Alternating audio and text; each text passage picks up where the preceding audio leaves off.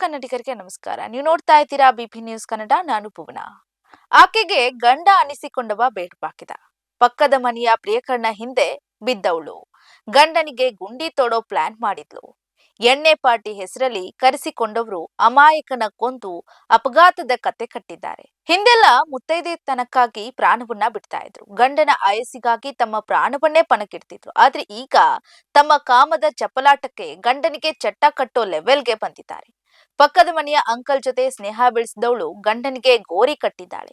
ಎಣ್ಣೆ ಕುಡಿಸೋ ನೆಪದಲ್ಲಿ ಕರ್ಕೊಂಡು ಹೋಗಿ ಚಟ್ಟ ಕಟ್ಟಿದ್ದಾಳೆ. ಎಲ್ಲಿ ಕೊಲೆ ಕೇಸ್ ತಮ್ಮ ಮೇಲೆ ಬರುತ್ತೆ ಅಂತ ಅಪಘಾತದ ನಾಟಕವಾಡಿ ಪೊಲೀಸರ ಅತಿಥಿ ಹಾಕಿದ್ದಾಳೆ. ಇವಳೇ ನೋಡಿ ಗಂಡನ ಪಾಲಿಕೆ ರಾಕ್ಷಸಿಯಾದ ನಯಪಂಚಕಿ. ಹೆಸರು ಪುಷ್ಪ ಅಂತ. ಹೊಸಕೋಟೆ ತಾಲೂಕಿನ ಸೂಳಿಪೆಡೆ ನಿವಾಸಿ. ಮದುವೆಯಾಗಿ 3 ಮುದ್ದಾದ ಮಕ್ಕಳಿದ್ದಾರೆ. ಆದ್ರೆ ಈಕೆಗೆ ತಮ್ಮೂರಿನ ಪ್ರಾಯದ ಹುಡುಗನ ಮೇಲೆ ಮನಸ್ಸಾಗಿ ಹೋಗಿತ್ತು. ಕಟ್ಕೊಂಡವಳಿಗೆ ಗೋಲಿ ಹೊಡೆದು ಪ್ರಿಯಕರನ ಜೊತೆ ಚೆಲ್ಲಾಟ ಆಡೋದಕ್ಕೆ ಶುರು ಮಾಡಿದ್ಲು ಎಂಬ ಆರೋಪ ಕೇಳಿ ಬಂದಿದೆ. ಪೇಂಟಿಂಗ್ ಕೆಲಸ ಮಾಡ್ಕೊಂಡಿದ್ದಂತ ಅಶೋಕ್ ಸಂಸಾರ ಸಾಗಿಸೋದು ಕಷ್ಟ ಅಂತ ರಾತ್ರಿ ಹೊತ್ತು ಸೆಕ್ಯೂರಿಟಿ ಕೆಲಸ ಮಾಡ್ತಾ ಇದ್ದ.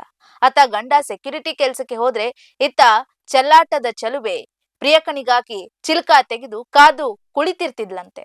ಆಗಾಗ ಎಣ್ಣೆ ಹೊಡ್ಕೊಂಡು ಬರ್ತಿದ್ದಂತ ಅಶೋಕ್ ಪತ್ನಿ ಮೇಲೆ ಜಗಳ ಮಾಡ್ತಿದ್ನಂತೆ. ಇದು ಪುಷ್ಪಾಳ ಪಿತ್ತ ನೆತ್ತಿಗೇರಿಸ್ತಿತ್ತು. ಗಂಡನಿಗೊಂದು ಗತಿ ಕಾಣಿಸಿದ್ರೆ ಪ್ರಿಯಕರನ ಜೊತೆ ಖುಷಿಯಾಗಿರ್ಬೋದು ಅಂತ ಪ್ಲಾನ್ ಮಾಡಿದ್ಲಂತೆ. ಒಂದು ಅಪಘಾತ ಆಗಿ ಒಬ್ಬ ವ್ಯಕ್ತಿ ಮೃತಪಟ್ಟಿದ್ದಾನೆ ಅಂತ ಹೇಳಿ ಒಂದು ಮಾಹಿತಿ ಬಂತು.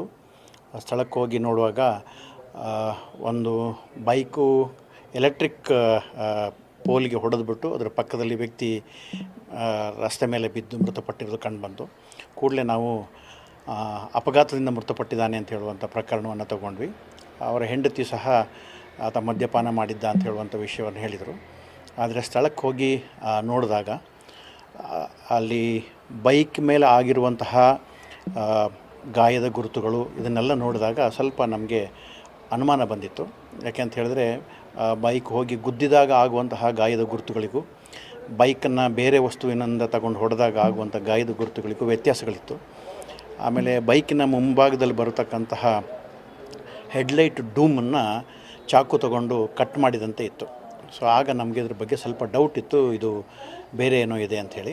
ಸ್ವಲ್ಪ ಇದ್ರ ಬಗ್ಗೆ ಡೀಪಾಗಿ ಮಾಹಿತಿಯನ್ನು ತೆಗೆಯುವಾಗ ಅಕ್ರಮ ಸಂಬಂಧದ ಒಂದು ಸುಳಿವು ಸಿಕ್ತು. ದೇವರಾಜ್ ಅಂತ ಹೇಳುವಂತಹ ಒಬ್ಬ ವ್ಯಕ್ತಿ ಅಶೋಕ್ ಮತ್ತು ಸಿದ್ದಪ್ಪ ಅಂತ ಹೇಳುವಂಥ ಇಬ್ಬರು ವ್ಯಕ್ತಿಗಳನ್ನು ಕರ್ಕೊಂಡು ಬಂದು ಅಶೋಕ ಮೃತಪಟ್ಟವನು, ಸಿದ್ದಪ್ಪನ ಮತ್ತು ಇವರನ್ನು ಕರ್ಕೊಂಡು ಬಂದು ಕೊಲೆ ಮಾಡಬೇಕು ಅನ್ನೋ ಉದ್ದೇಶದಿಂದ ಕೊಲೆ ಮಾಡಿದ್ರೆ 2 ಲಕ್ಷ ರೂಪಾಯಿ ಕೊಡ್ತೀವಿ ಅಂಥೇಳಿ ಅಶೋಕನ ಕೊಲೆ ಮಾಡಬೇಕು ಅಂಥೇಳಿ ಅವನಿಗೊಂದು ಫೋನ್ ಮಾಡಿ ಅವನನ್ನು ಅಲ್ಲೇ ಪಕ್ಕದಲ್ಲಿದ್ದಂಥ ಒಂದು ಕೆರೆ ಹತ್ತಿರ ಕರೆಸ್ಕೊಂಡು ಅವನಿಗೆ ಮದ್ಯಪಾನ ಮಾಡಿಸ್ತಾರೆ. ಅದಾಗಿ ಸ್ವಲ್ಪ ಹೊತ್ತಿನ ನಂತರ ಅವರು ಒಂದು ಕಬ್ಬಿಣದ ರಾಡನ್ನು ತೊಗೊಂಬಂದಿರ್ತಾರೆ. ಆ ಕಬ್ಬಿಣದ ರಾಡ್ನಲ್ಲಿ ಹಿಂಭಾಗದಿಂದ ಬಂದ್ಬಿಟ್ಟು ಅಶೋಕನ ತಲೆಗೆ ಹೊಡಿತಾರೆ.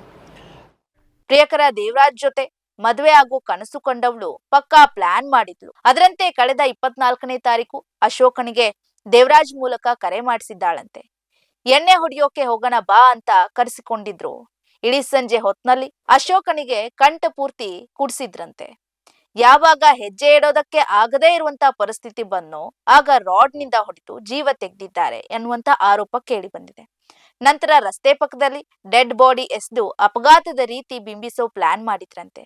ಆದ್ರೆ ಸ್ಥಳಕ್ಕೆ ಬಂದ ಪೊಲೀಸರಿಗೆ ಇದು ಅಪಘಾತವಲ್ಲ, ಕೊಲೆ ಅನ್ನೋ ಅನುಮಾನ ಶುರುವಾಗುತ್ತೆ. ಹೀಗಾಗಿ ಪುಷ್ಪಾಳನ್ನ ಕರೆಸಿ ವಿಚಾರಣೆ ಮಾಡಿದಾಗ ಅಸಲಿ ಸತ್ಯ ಕಕ್ಕಿದ್ದಾಳೆ. ಒಟ್ನಲ್ಲಿ ಪರಸಂಗದ ಮೋಹಕ್ಕೆ ಬಿದ್ದವಳು ಬಂಗಾರದಂತ ಬದುಕನ್ನೇ ಹಾಳು ಮಾಡ್ಕೊಂಡಿದ್ದಾಳೆ. ಗಂಡನನ್ನೇ ಕೊಂದ ತಪ್ಪಿಗೆ ಜೈಲು ಶಿಕ್ಷೆ ಅನುಭವಿಸುವಂತಾಗಿದೆ. ಇದಾಗಿತ್ತು ಇವತ್ತಿನ ವರದಿ. ಸಮಗ್ರ ಸುದ್ದಿಗಳಿಗಾಗಿ ಸದಾ ಗಮನಿಸಿ ಬಿಪಿ ನ್ಯೂಸ್ ಕನ್ನಡ. ಇದು ಕನ್ನಡಿಗರ ಪ್ರತಿಧ್ವನಿ.